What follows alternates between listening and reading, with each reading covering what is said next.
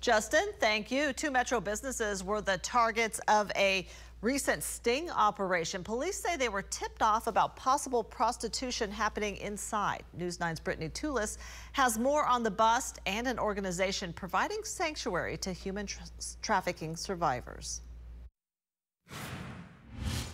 After busting the parlors, police arrested several women inside. An advocacy agency says without intervening steps, many in those women's shoes will bond out and repeat the cycle.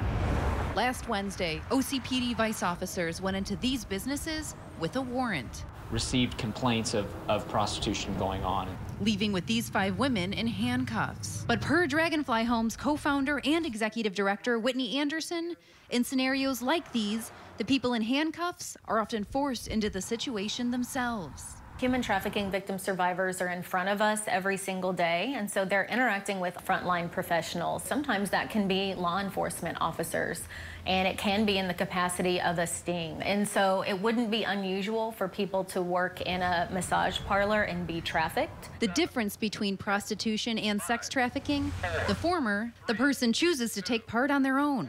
A trafficked person is forced, coerced, or defrauded into them, or they're under 18. Reports don't specify if the 5 women arrested here last Wednesday are trafficked or not. But Whitney says a lot of times, people who are trafficked are afraid to ask for help. There is a distrust of the system. There is a distrust of law enforcement and other frontline professionals because they're not being seen for what they've experienced, and instead they're being punished for it.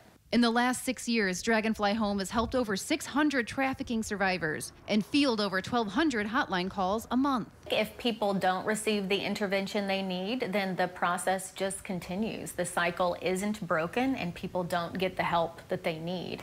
If you want to learn more about Dragonfly Home services or their 24-hour emergency hotline, just head to the News 9 app. In the newsroom, Brittany Toulis, Oklahoma's own News 9.